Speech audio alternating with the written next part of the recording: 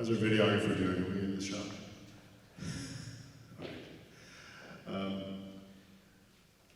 Thanks for coming out this morning, folks, and giving up your beautiful spring day for a few hours, hour and a half.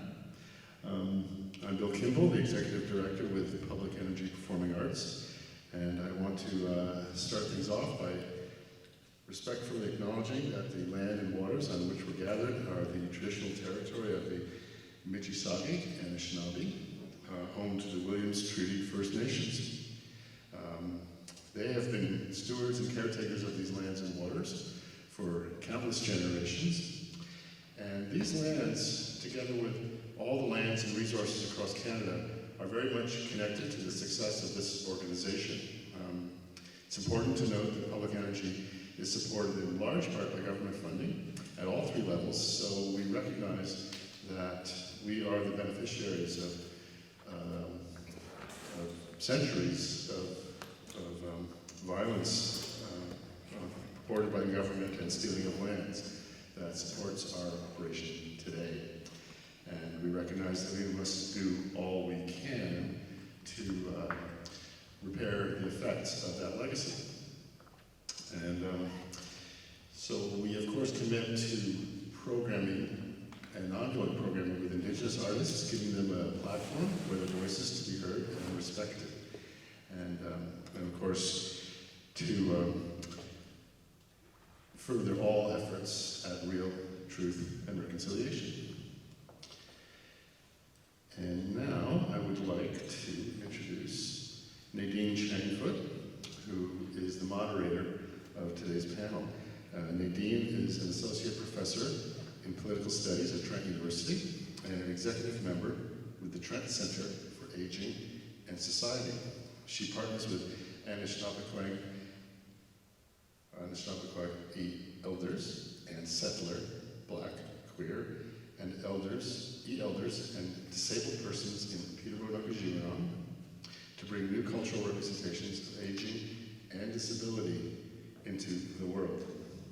And before we go, I want to thank Amber Gage for facilitating communications today and point out that we are taping this whole procedure, this whole panel, and it will be available online on an ongoing basis.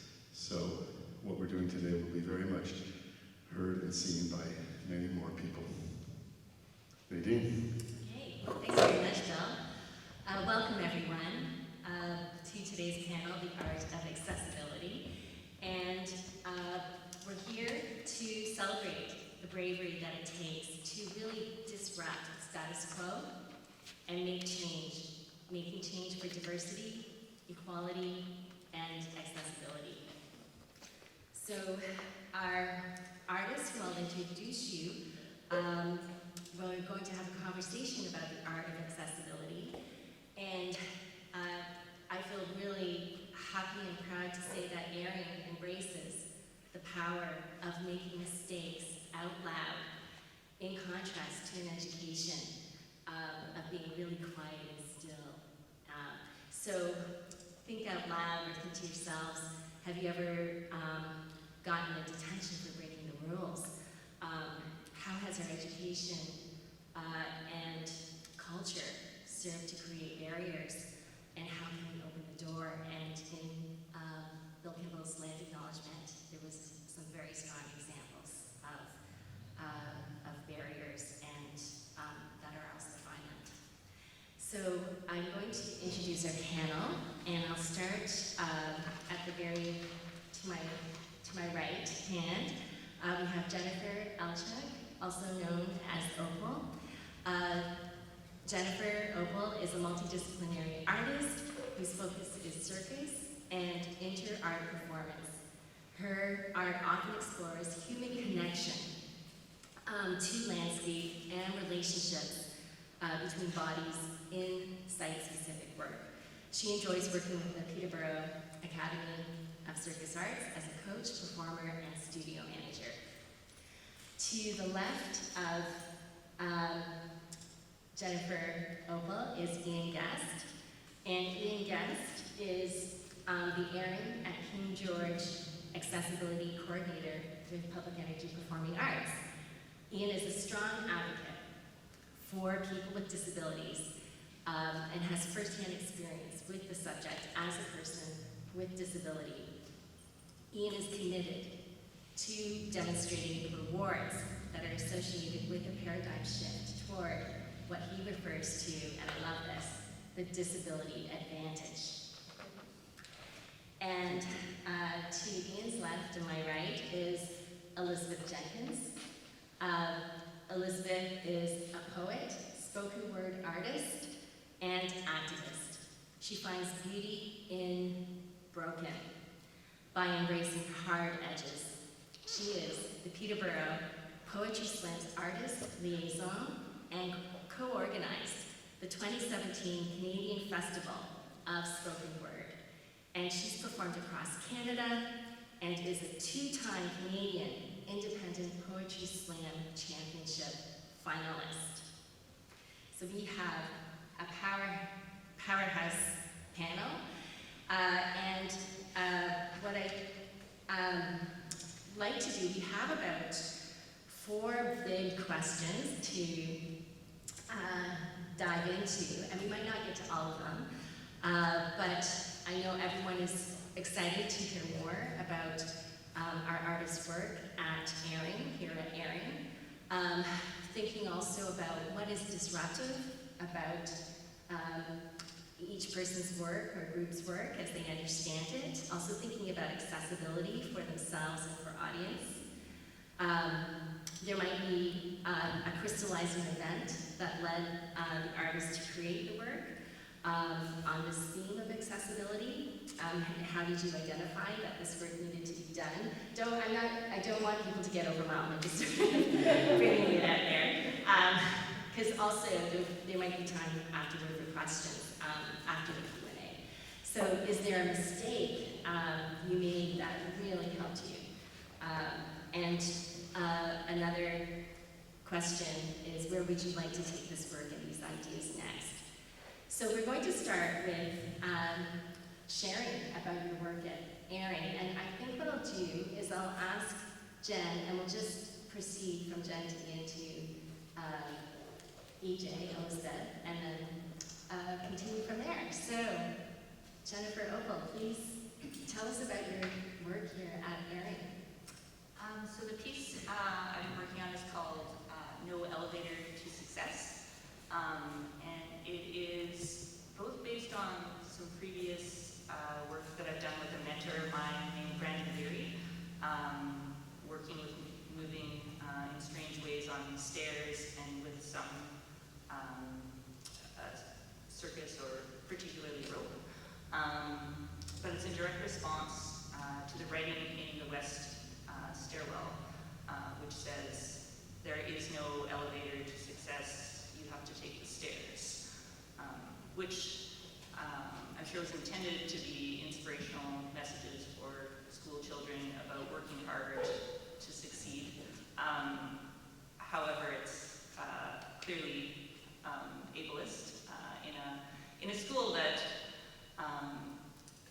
it is no longer operational because it's isn't accessible.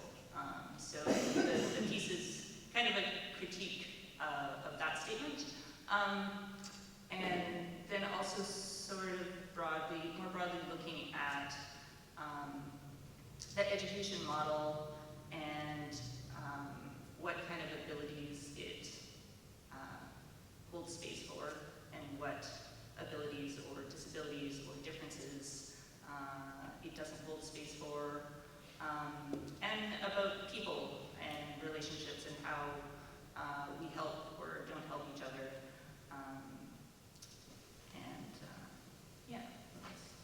I guess I should just note that I have the pleasure of working with a wonderful cast who are both people with and without disability. Some are visible, some are not.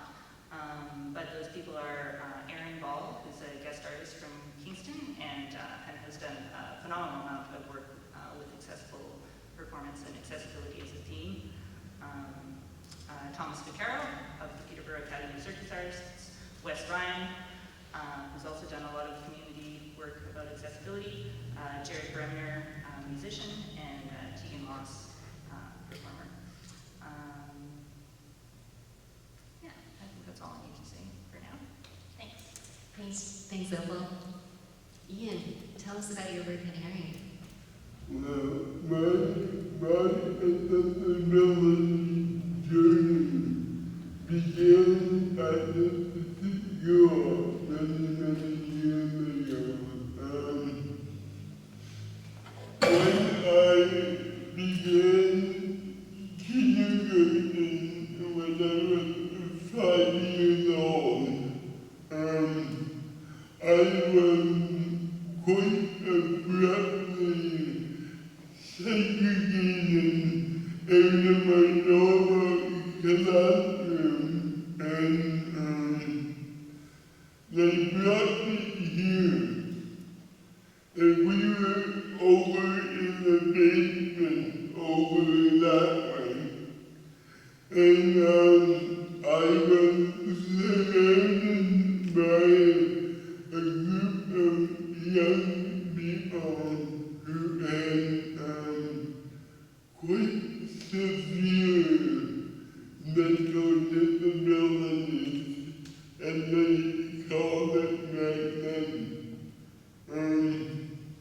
My disability is merely a physical disability, but the vulnerability is without collaborating with myself or my family deemed that I needed to be segregated with people with quote-unquote mental disabilities. I wanted to have an emergency, and my mom and dad and myself, we hired a lawyer, and we took the secure board to court over them. And I am proud to say I am the youngest person I know to get suspended from kindergarten.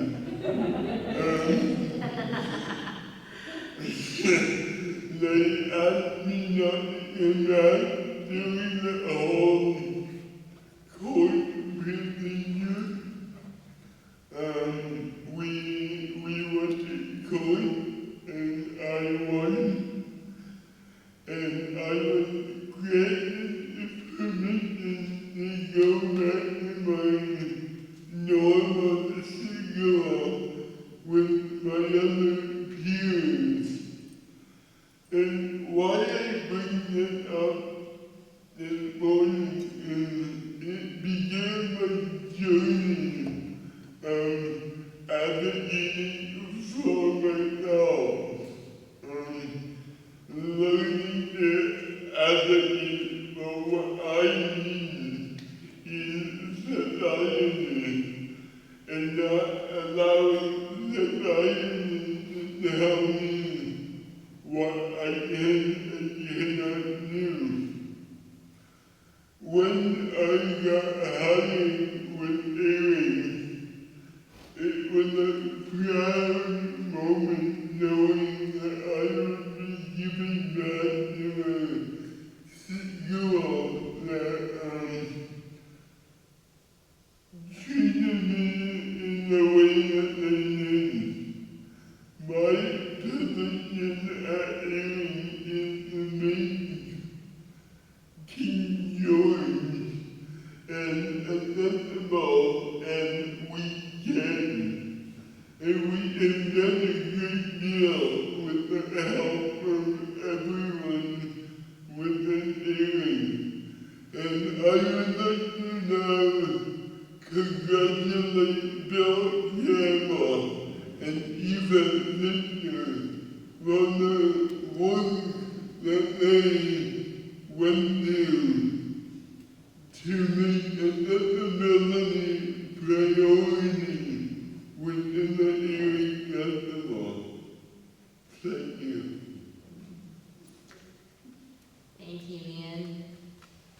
now go to Elizabeth. Please tell us about your work here. Okay. So I was approached to co-curate a poetry installation, and I assist with running the Peterborough Poetry Collective in Peterborough. And John Hederick, who's my co-organizer, and I always try and not only make sure that we're booking poets that are not often heard, but voices that might be overlooked. My work as a performer is affected. I'm deaf in this ear, and I'm almost deaf in this ear. I was deaf when I was a child, and I learned to hear by reading lips, so that makes the masking very difficult for me, which is why my panelists, friends have decided not to put their masks on.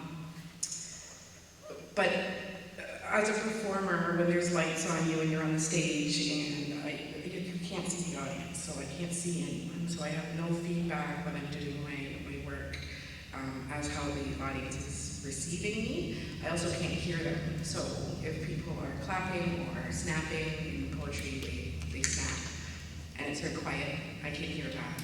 So I didn't recognize that my hearing was a disability until I went on stage. And then, because I got by, people didn't know I couldn't hear. I read lips, I faked it, nobody knew. And I also didn't recognize the need for hearing accessibility until I went on the stage. And I recognized that I had no senses, except for my voice at that point. I couldn't feel the audience. You can't taste them. I couldn't touch them. I can't hear them. I can't see them. The only thing I can do is speak. And I don't know if they're listening to me. So that opened my eyes. And I brought that into all the organizing that I do, where I try to consider different abilities in my organization. So yeah, that's kind of how it affects me. And then Erin has been so open to working with me and my disabilities. Like I know it's so uncomfortable to not have a mask on. Like I'm uncomfortable not having my mask on, but it's so needed. And everybody here has been so kind in just accepting that, like, if you have your mask on, I can't hear you, and they've just accepted it. And that speaks a lot to the spirit of the festival and the people who are running the festival and the people who are in the festival. So, yeah. Thank you, Elizabeth. All right. The next question, I think, is a juicy one. And I think the audience would really love to know how you consider your work here. What is disruptive about your work here at Erin? And also perhaps thinking about accessibility for yourself and for your audience. So, yeah. Actually, Elizabeth, can we start with you? Maybe fix it up a bit? Or we can pass and then come back. Yeah, maybe. Okay, yeah. Sure. Yeah, sure, go ahead. Sure. Yeah, so no elevator is disruptive just in that we're using the stairs in very unusual, absurd, inefficient ways. So the way the performers are moving, things like rolling up the stairs or awkwardly sort of like climbing below the railings, sometimes on top of the railings. And this is contrasted every once in a while by one of us walking through in the most normal kind of pedestrian way of walking. We're also working with a rope that's rigged coming down from the floor up as a way to get to the top, but it doesn't work.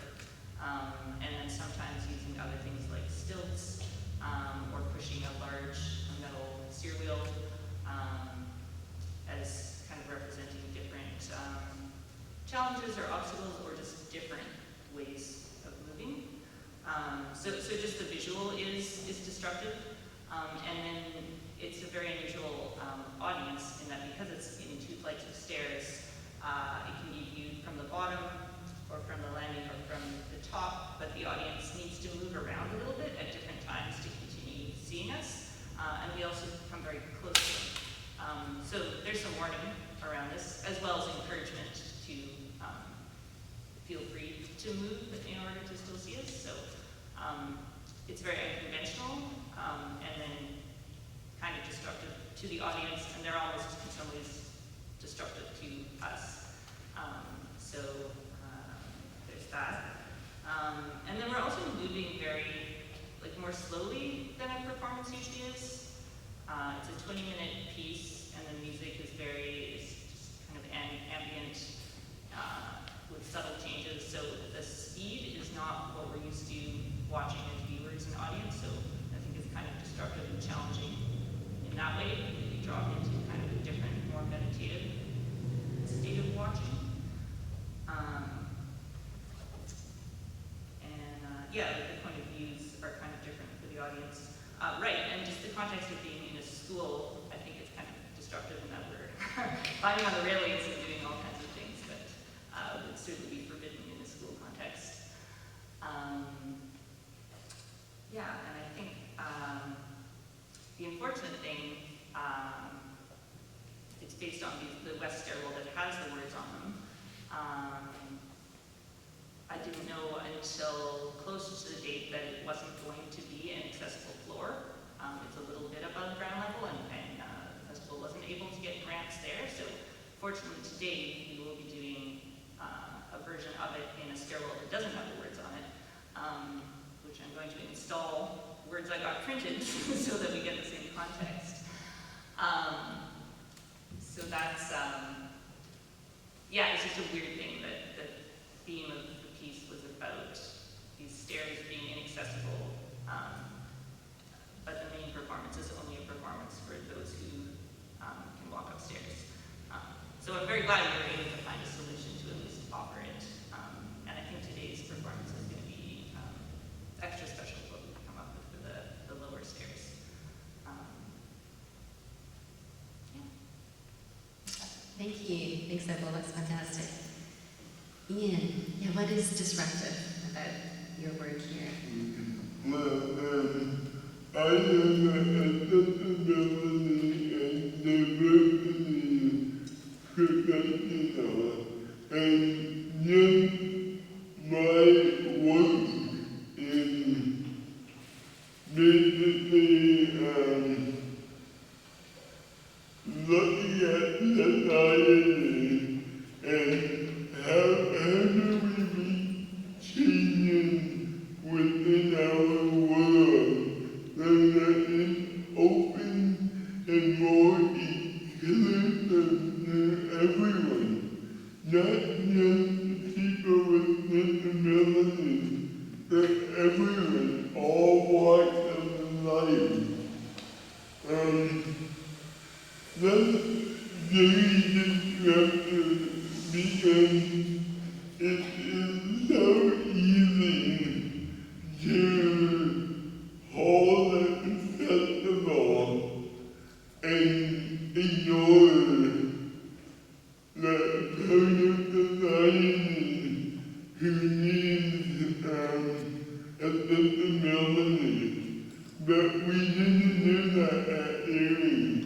We looked at the whole community and the community that we're all involved in. And we looked at what we can do to make King George accessible, and we can. My work here and elsewhere is quite disruptive. I'm changing the way that people look at other people. I'd like to pose one question for the audience to think about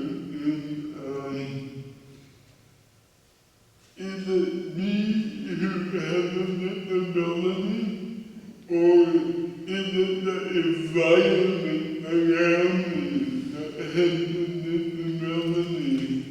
Because the environment cannot accommodate everyone in the hall. And with that, I'll pass it over. Okay. So we were asked to curate. So I think that what makes the work that we're doing disruptive, or I'm doing disruptive, I'll use it. Like we broadcast over the entire PA system, so it's like it's interesting that what I find interesting about it is that we are broadcasting over the entire PA system, and it illustrates that people still, like you can be yelling, and people still will not listen to you. So it's very interesting bringing poets in that have these huge stories to tell, and then broadcasting it and still struggling. And I know the organizers struggled with it with me, to have people just not hear. And it's really interesting because I don't have the privilege of hearing without concentrating. So if you're talking to me, I have to concentrate on what you're saying, or else I won't hear you because I tend to rely more on reading lips than actually hearing what you're saying. Like I can still hear others here, but I tend to read lips more. And I find that with the PA system that it gave me pause when I was asked to co-curate over the PA system because of that, because you can't see the artist. And I was like, well, like, it would do nothing for me as an artist, or like even as an audience member. Like I wouldn't hear, I would be doing my own thing, and I wouldn't know anyone was talking at all. But we all kind of put our heads together and came up with ideas that would make it accessible to people who do read lips, and we have poems printed, and we did the work. And it's really, I think that's how it's disruptive. It's like, we can prove a point, and I don't know that this was what the festival organizers set out to prove, but there's a point being proven that you can be yelling in the middle of a room, and people will just not hear you. They just don't. If it doesn't affect them, they don't hear you. Or if they don't see it happening directly in front of them, they don't hear you. And that's part of my entire career in activism, in poetry, and everything, is that like you can be telling your story, and it can be a needed story for the community, and people can just not hear because it doesn't affect them. And I think when it's over the PA, part of me feels like it's easy for people to not hear, and then part of me feels like it is this thing in the back of their, I'm assuming, hearing people's back of your mind, where someone's talking and you're like, oh, should I be paying attention to this? It's interesting. It's interesting, and I found it good to be. Bring the mic closer. Yeah, keep going. Keep close. Sorry, closer. Yeah. You're fine. Okay. Is that okay? Yeah. Okay.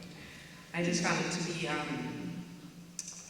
it illustrated a point, but I'm not sure it was trying to be proven, but success. Okay. Okay, that's great. So we'll go to, let's see, I'm just looking at our time. Oh, we do have time, so this is fantastic. So, Elizabeth, you had talked about a need to create space for attention. And I think that's a nice segue into the next question. For each of you, was there a crystallizing event that led you to create work on this theme? And how did you identify that this work needed to be done? So maybe, Elizabeth, your case, maybe going a little bit before the actual curatorial process. Yeah, I can talk about my art. Like in my poetry, what made me, and obviously hearing deficit is something that I've been dealing with my whole life. I think it's hard to find when you're living with a disability, it's hard to find one crystallizing moment where you're like, and now I'm gonna say this. It's like, this is my life. Like, as a poet, I'm supposed to tell stories that are mine, not other people's, first of all. And so when I tell a story that's mine, it's obviously going to be around my life and my process and what's happened in my life. So it's hard to find like a crystallizing moment. Like, you just recognize that when you get the space to tell your story, that your story and your voice is needed. And I think it's really difficult to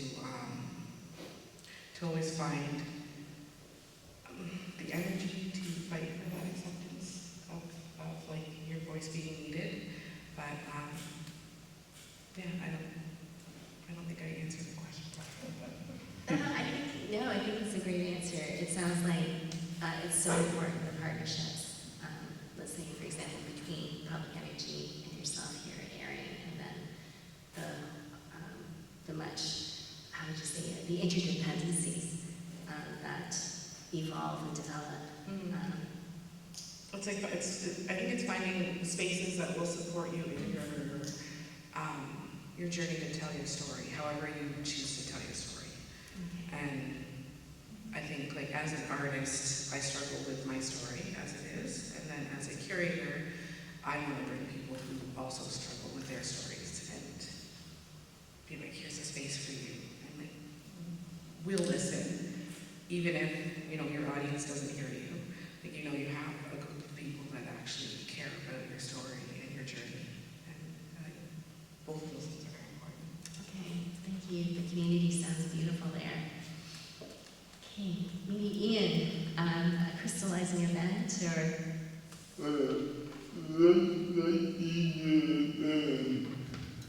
when you in the Netherlands, there are many crystallizing events what you be changed in not only your life, but other people's lives. I was not always an advocate for people with disabilities. Growing up, I was stubborn. Some people would call me pig-headed. I would do things my own way. No matter what, I would do things everyone else was doing. But I learned at a young age that I had an advocate for myself. And if I wanted something, it was up to him to advocate for myself. So my crystallizing moment was standing up to authority and saying, no, I'm not going to do it that way. I'm going to do it my way. And the result will be the same, but it will be an inclusive way of allowing me to be part of the community. I'm very focused that everyone, including people with disabilities, need to know how to self-advocate for what they need to do. I'm not happy with being in the shadows of society. I want to be part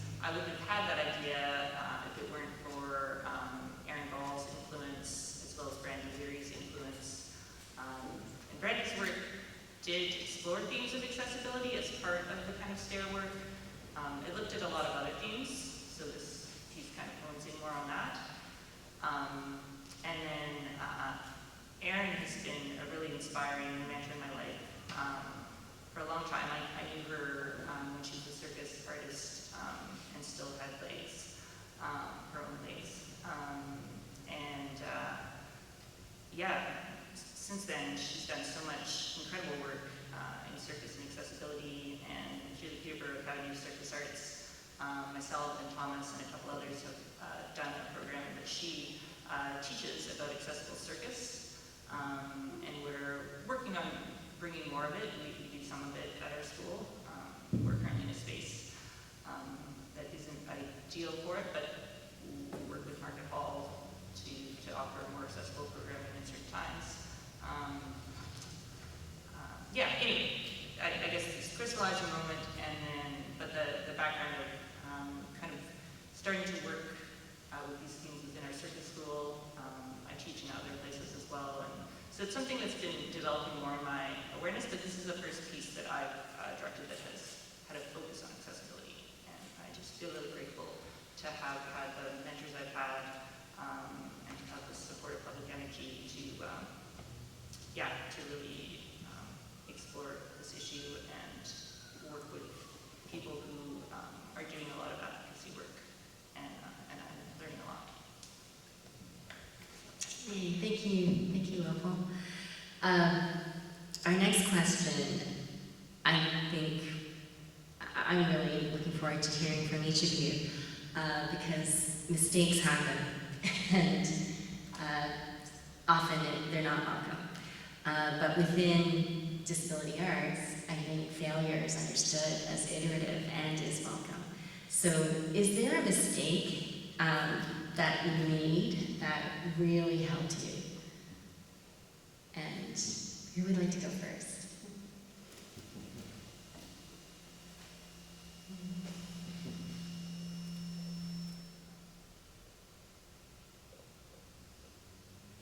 Go ahead, Ian. Yeah.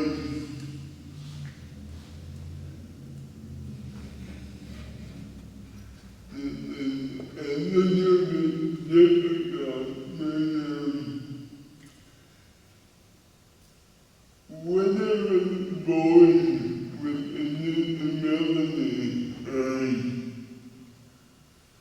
the doctor knew there was something wrong with me right away. And he knew that a mistake was made when I was born. And he told my parents about what had happened to me during delivery. And he looked at that as a huge error on the part of the healthcare system within Peterborough. Looking back at that now, I feel privileged for being a person with a disability. His error, yes, it might have been an error, who knows? I don't delve on that anymore. I try and bring positivity to my life and people around me. I really don't look at what happened in the delivery room as a problem, but rather an opportunity that I can make the lives of people around me more inclusive for everyone. And an opportunity to allow more people within our community to be part of the community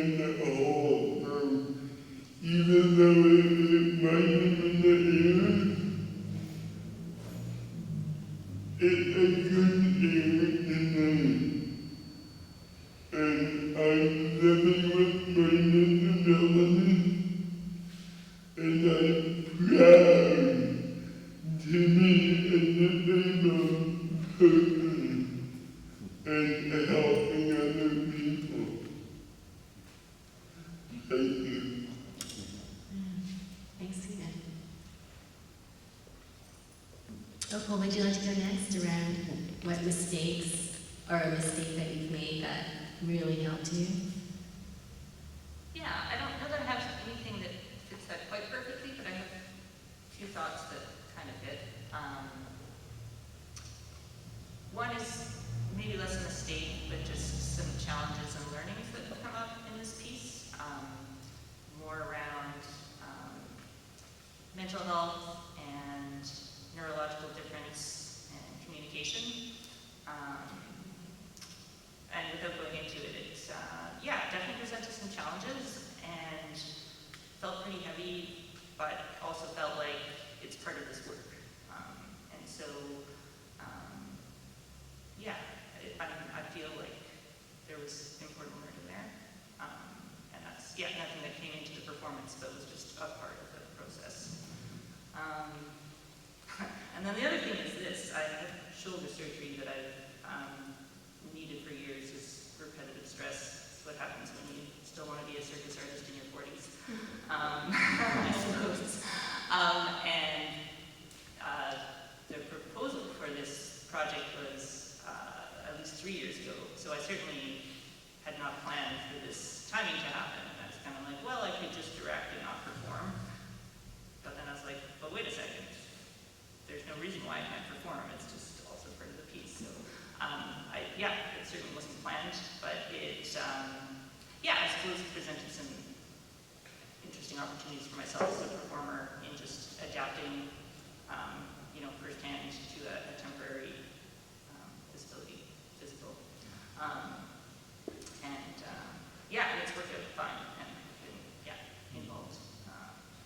More than I necessarily hoped. The surgery was, about a month and a half ago now, so it's, getting, but we were rehearsing, I was in rehearsal a week, with it quite fresh. It was, had to hold myself back and be careful, but it's been, interesting, unplanned challenge to work with. Thanks, Opal. And Elizabeth. I think that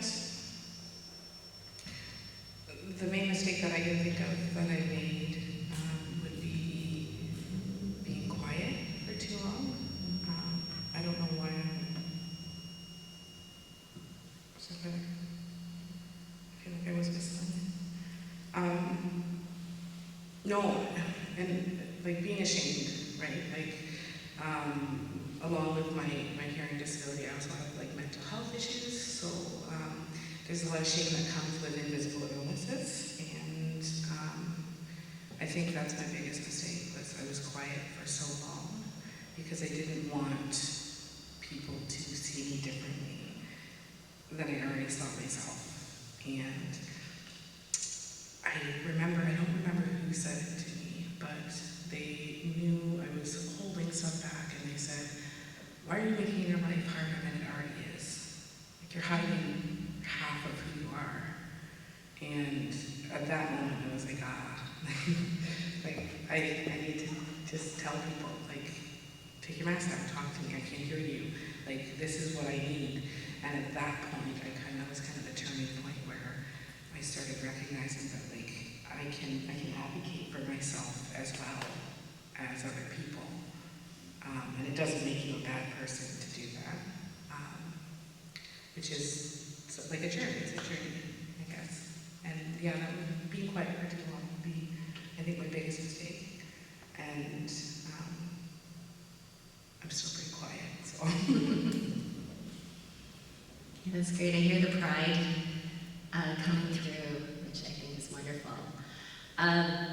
The last question is, we have the privilege of seeing your work here during Airing at King George, and could you give us a sneak peek where you would like to take this work and maybe ideas next? Where would you like to go?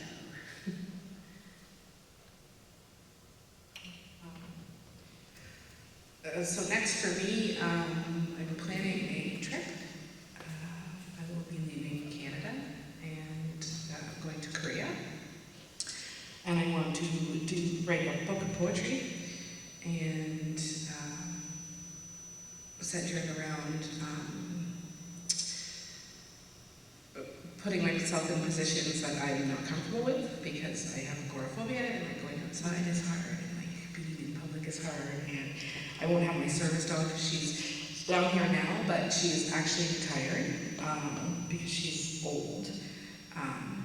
So I'll be doing that stuff on my own, and I would like to write a book about my experiences, and my goal is to actually at one point write a love poem, which I have never done. So we'll see, I don't know. Okay, exciting. Where are you going to go next with your ideas? And the melody professional, I'm always looking for new opportunities within my career, more speaking engagement to break down barriers for people within the Netherlands. I'm under the opinion that 99% of our world are inclusive if they knew more about how to open up and how to allow people with disabilities into their lives. Now, that's in education and talking about disabilities and disabilities. I consider myself an open book for my own disability. People can stop me, ask me any question I want, because that is the only way that we can bring down the attitudinal barriers that we have in society. We need to open up and have a more open and inclusive society. That's the direction that I'm moving in. Okay, thanks, Ian. And Opal. So, Erin Ball was started talking about an interesting idea she has for this piece. She's been working with, I guess it's called Accessible Viewing, where they'll workshop an existing performance piece and look at ways that they can make accommodations for differently abled people to be able to, to view the piece. So that was a suggestion. We've only started to talk about it a little bit. But it kind of came up because a friend of ours who's in the piece was talking about how he was standing on the stairs and in contact with the railing while we were performing, kind of climbing around on the railing, and that it was actually sort of vibrating and how he felt connected to the performance through that. And that kind of looked at like, oh, this other kind of sensory way. So that's a possible direction. I don't know if that will come through. In general, the piece is pretty specific response to the stairs in the school setting and the words on the stairs. And I haven't given it too much thought yet, but I mean, somewhere else. I mean, we're bringing it to the lower level by imposing the words on those stairs. But it could also be a similar works done in different spaces, still just drawing attention to the inaccessibility of certain public spaces in the same sort of way. The previous work we did, called Divergent Dances, with some of the similar movement vocabulary, was on the stairs going down into Peterborough Square, so it was very public, and there was just different, just passersby randomly seeing it, and so more disruptive in some ways. So it'd be interesting to bring work more specifically on the accessibility theme into even more public spaces, not just a space where people are coming to view art. Yeah, I don't know when or where. And then just in terms of accessibility work in general, I hope that Circus School, PACA will, yeah, I mean, I plan to continue working to try to bring more accessible circus. I started doing a little bit of work with a visually impaired young woman, so I hope to continue some work with her. She's very excited about learning aerial silks and is very daring and enthusiastic. But yeah, we're hoping to keep building that part of our school, and I hope that I will find more ways to explore these themes in performance. Thank you. All right, I think this would be a great time to open up to questions or responses from our audience.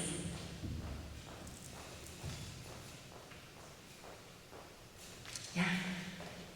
Oh, could you say your name too, please? Absolutely. Hi, I'm Lucas. Pleasure. Oh, Mike. Thank you. This follows a little bit on Nadine's last question and Opal's comment about the vibration, but is there something from your experience with your work at Airing that you'll take with you into your future work? Something that you learned or a lesson perhaps?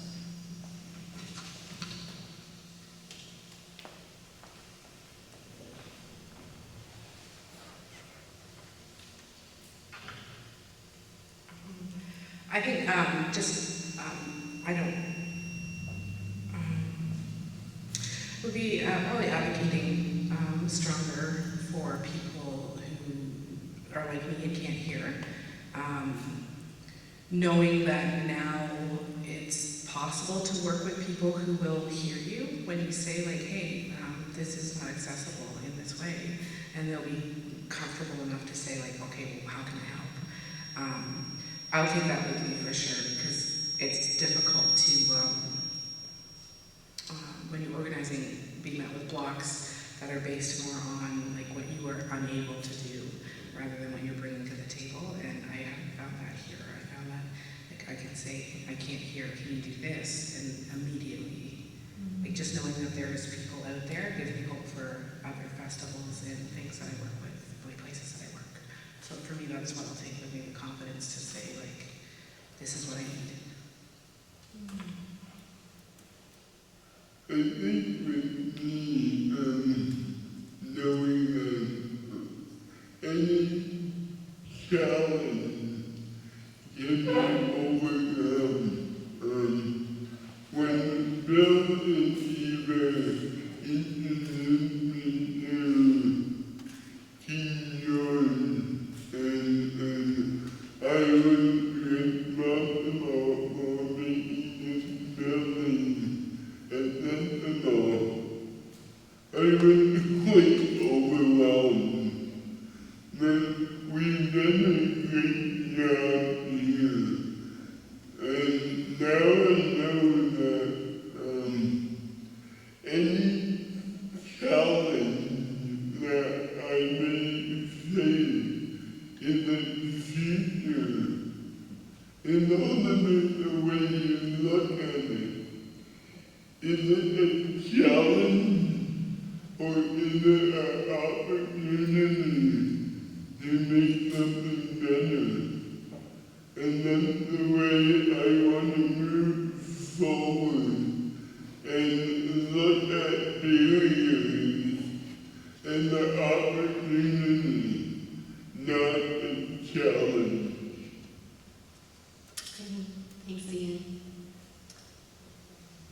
Yeah, I don't know that there's like a really specific thing, but just a deepened awareness of accessibility issues and a desire to put more thought into it for any performance, whether it's to do with the theme exploring accessibility or not.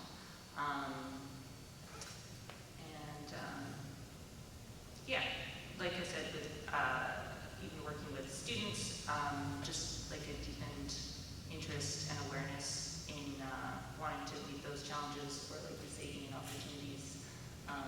Because, yeah, I'm very much with you that it's, is it a disability?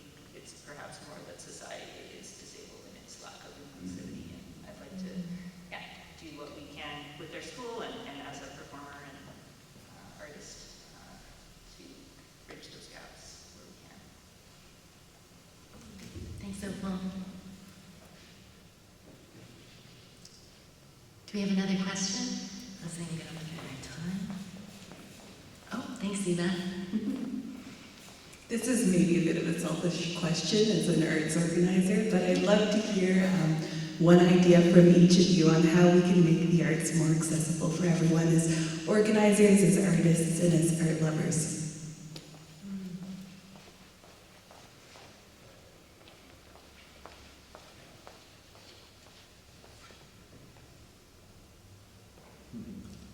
Go ahead, Ian. You already did it, Eva, and No new ideas. but you did it. You brought it into the open. That accessibility is vital to the area. We need to do more of it, and we need to embrace people who are unique in their own ways. We just need to allow more inclusive events within the artistic world. Thanks, Ian. Would others, would Opal and EJ like to jump in? Yeah, I kind of agree with Ian. I think that, like, as for this festival, you've done an amazing job making it accessible. I think moving forward as organizers, I know for myself, it's just maintaining the thought in everything you do that somebody else might not have the same experience of the art that you're doing that you might have, right? So if I'm bringing an artist to a stage and I know that they have a very loud voice, then I might fix my mic because sometimes the loud mic will hurt people who have hearing problems, right? Or if they're very soft like me, I tend to do a check before to find out how loud I need to speak, if people can hear me, and like have those options open. It's just basically looking at everything that's coming to your stage or to your festival or to your, like even if you're bringing something, and thinking outside the box of what your experience is of the piece and trying to put yourself in someone else's shoes. And if that fails, find someone else to talk to and ask. Because I mean, I think pretty much everyone with a disability would be open to say like, yeah, you can think of everybody doing this, because like who wants it to be harder, right? So like keeping open communication and making sure that you're looking at it from a different perspective, because sometimes it's, like I know personally, sometimes it's hard to take myself out and look at it from a different perspective, but it's something I try to remind myself to do whenever I'm doing art anywhere, so. Thanks, EJ. Yeah, I don't think I have anything to add. I mean, I'm impressed with the job that this festival has done, and it's, yeah, it's something that I would just say I'm inspired by and learning from. I will say one other thing. Just always remember that it's a learning process. So nobody, like, being like, even as a Black woman, I don't expect perfection from anyone, right? And as a disabled person, I don't expect perfection from anyone. You're going to make mistakes, and when those mistakes are brought up, it's how you handle it that tells people how valuable they are to you. So if you brush under the rug and you don't care, then you're telling that person, well, your opinion and who you are is not valuable, right? So just be prepared to make mistakes, accept the mistakes, and move forward from there. And like, nobody wants you to be perfect. I mean, ideally, everyone wants to be as close as possible, but mistakes are gonna happen. Any other questions?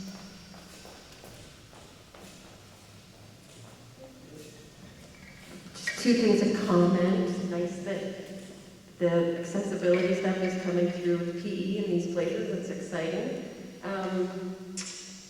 And then I'm looking around and it's really wonderful, but I don't know how many community members we're actually seeing and reaching out to. So I'm not sure if people have ideas and ways that we should be connecting in better ways, because it would have been nice to see folks from the community that, you know, could hear the panel and have a discussion and think about things more critically. So what are the ways that the arts is not reaching the disabled community? That's kind of like my question and my theory, and if you guys have any thoughts on it.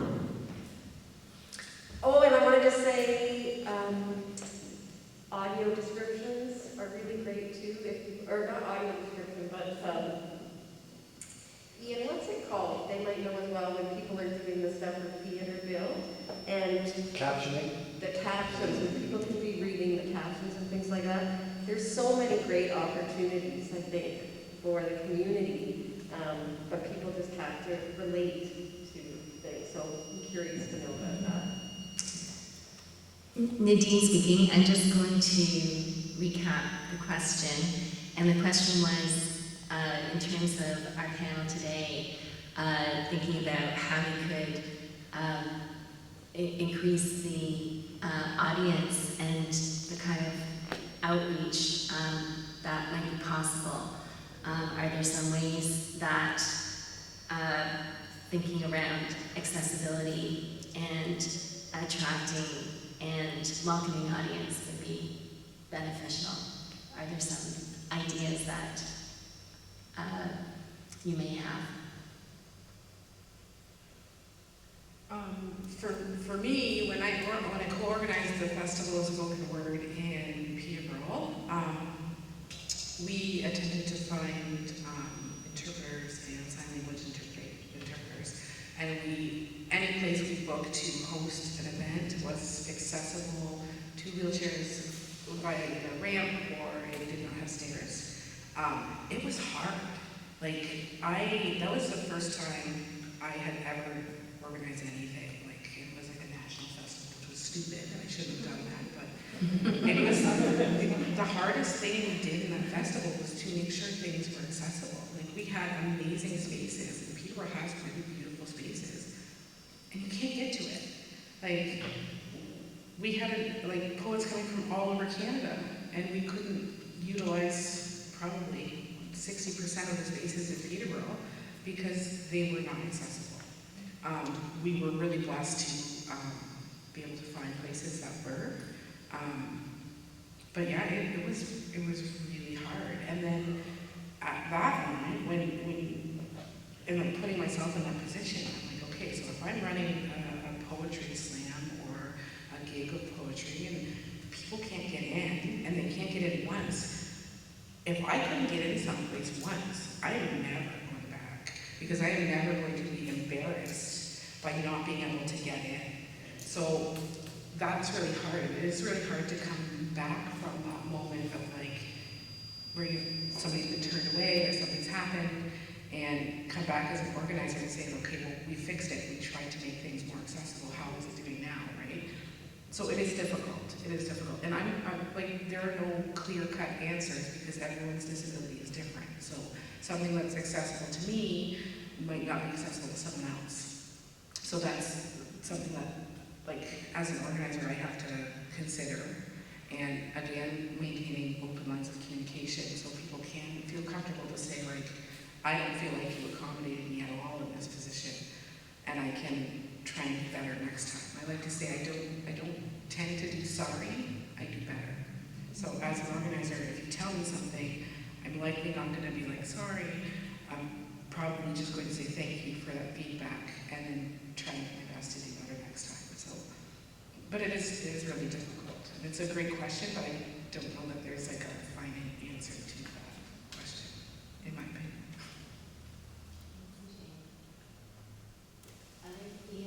Well, would you like to respond, provide a response? I think we need to continue moving forward and making people aware that the disabled community is no longer a minority, it's a majority. In our lives, 75% of us will be affected by a disability one way or another. The disabled community, and I see it, is beginning to come out of the shadows and is slowly being heard by the overall community. And we have to keep moving forward and doing more events like what we're having.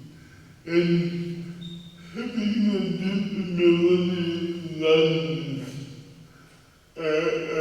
everything we do. And people in the audience, and you're moving forward in life,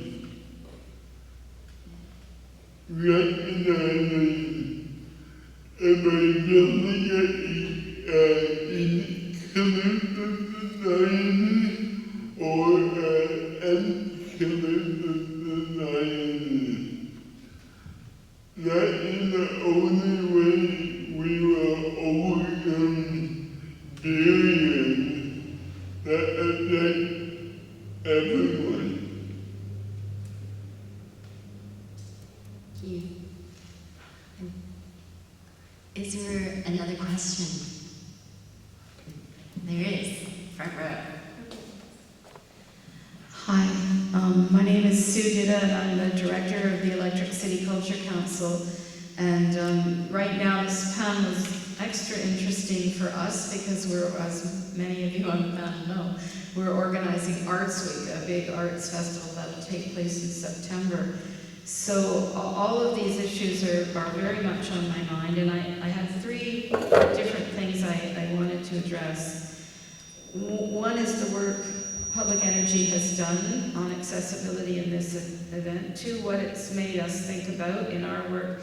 And three, my own experience as a disabled person at this event. So I should tell people who don't know me that I come to severe mobility problems quite late in life. And I don't think I have the courage and the foresight that a lot of other people do and have developed over the years. So first of all, I want to congratulate Public Energy, because when I look at what this organization has done around airing on the issue of accessibility, I see multiple layers of reaching out and trying to make change and develop. Even things like advertising for the position of an accessibility coordinator and having that all over Facebook. I know from people who run other arts organizations who've commented to me about that. That was a really important step, not just to get PE and airing an accessibility coordinator, but to make a lot of other people think about whether they should be doing that or having an accessibility committee. And so it sort of starts there, and it's just been building and building and building in the media coverage, and then having Ian be one of the greeters at the front door, I thought was fantastic. All of the ramps that were built to help people make things more accessible. I felt like as soon as people noticed I was having trouble, there was always someone right at my shoulder to lend me an arm or a hand, and those were really huge things. The fact that this panel is happening and it's going to be recorded and available to other people as a learning experience is profound. The second piece is about where we locate artistic projects and the relationship between the site or location and the project. So one of the incredibly inspiring things about Airing always is the historic buildings, the stories they have to tell, and the spaces that they offer that inspire artists. And I think for Arts Week, it's the same. It tends to be more outdoor spaces and how they inspire artists.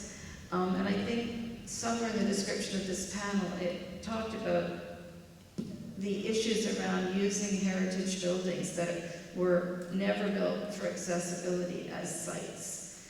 And I think that's an important question as using outdoor spaces. You know, some of our projects are going to be in Jackson Park, and we do work with the Council for Persons with Disabilities and do site walks, but we're limited in what we can ameliorate when there's trees in the way. But the third thing was my own experience here, which was very positive in terms of all the help and support that was provided. But the fact that the second and third floor were essentially inaccessible was very, very painful for me, and it still is in this moment. A lot of the artists there that have their work there, I've known them for 30 or 40 years. I admire their work, and I can't see it. And I wanted to, so I arranged for actually a friend of mine who was in the basketball dance to come and help me try and get up the stairs. But I just felt I would be embarrassed and humiliated and whatnot. So I'm really looking forward to this afternoon and the things that are going to be available on the first floor. But I think we have to think about where we're going to locate projects in the future. Is the main thing for me. Because nobody could have done more than BE has done to make this building accessible. And I know we'll go the limits, but I think we all have to think about that. And I have to take it on that before my disabilities got as bad as they are now, I didn't think about these things in the way I do now. So it is a learning process for everybody, and a hill that we climb. And I think everything PE has done has taken us a long way up that hill. So thank you, all of you, very, very much.